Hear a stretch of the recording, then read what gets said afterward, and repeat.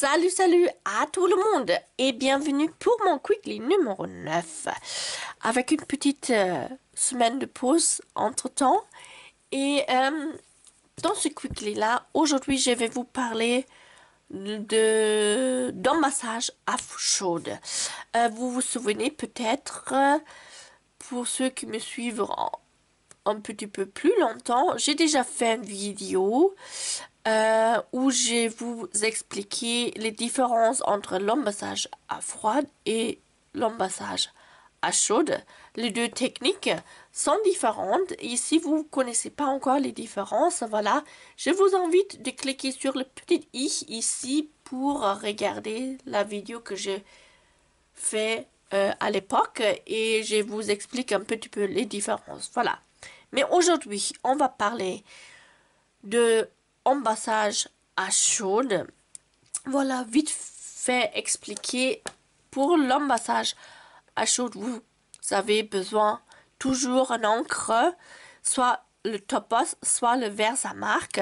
Ce sont des encres transparents, collants, qui vous permettent après de saupoudre votre image. Vous tamponnez votre image avec cette encre-là. Après, vous saupoudrez votre image avec des poudres.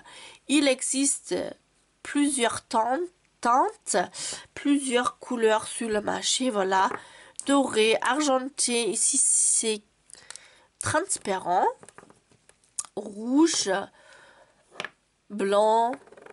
Ici, j'ai cuivre et ça, j'adore.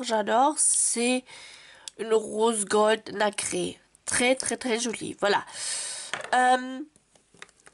Il vous faut ça. Vous saupoudrez votre image et après, vous faites fondre ce poudre-là à l'aide de cette pistolet à chaude sur votre image, sur votre papier. Et ça vous donne une image, un motif un petit peu en relief. C'est super sympa. Et vous voyez, j'ai pas beaucoup de poudre. Malgré, il existe, par exemple en rouge là, il existe plein de couleurs. Les poudres en n'importe quelle couleur sur le marché. Et moi, honnêtement, mon stock de mes poudres de base, blanc, transparent et toutes les choses qui sont un petit peu métallisées. Parce que, hop, je vais mettre ça au côté. J'ai découvert que j'ai plus besoin de poudre à embosser dans toutes les couleurs. J'ai découvert une technique qui me permet de embosser dans n'importe quelle couleur que je souhaite, à l'aide de mes tampons, encre tampon. Tout simplement, et un poudre transparent. Ça, c'est très chouette. Déjà, vous limitez votre stock de poudre à la maison. Et c'est une possibilité de mettre plus en harmonie votre carte. Parce que, par exemple, vous avez tamponné un petit détail dans cette couleur-là et vous voulez reprendre la couleur dans votre mot tamponné, embossé. Ça, c'est une super possibilité de faire le rappel. Voilà, et je vais vous montrer comment faire. Alors, pour cette technique, vous avez besoin forcément une presse de tampon. J'ai préparé déjà mon petit mot avec cette couleur-là. J'ai tamponné en couleur tout simplement. Et maintenant, on va retamponner notre mot avec notre encre transparent pour l'embassage. Et on bouge pas le mot, hein. C'est pour ça une presse de tampon est nécessaire pour cette technique là. Parce qu'on va maintenant tamponner dessus notre mot, notre encre transparent, voilà. Et hop. On va saupoudre avec notre poudre transparent, forcément, hein. Sinon on voit plus la couleur. Et mon petit papier, il est disparu. Ah non, tiens. Voilà. On va saupoudre notre petit mot. Et j'espère que vous pouvez voir comment le poudre se met dessus. Pas très facile à vous montrer, mais il y a vraiment sur le mot qui était en couleur, il y a une petite fine couche de poudre embossée dessus. Voilà. Je range mon poudre pour éviter des accidents.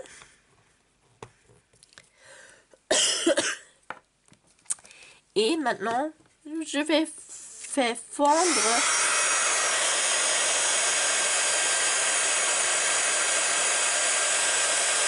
le poudre sur le mot.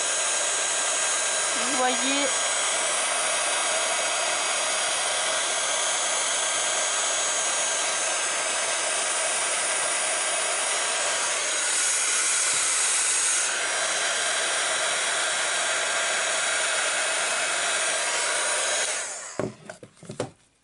et voilà, votre mot est embossé.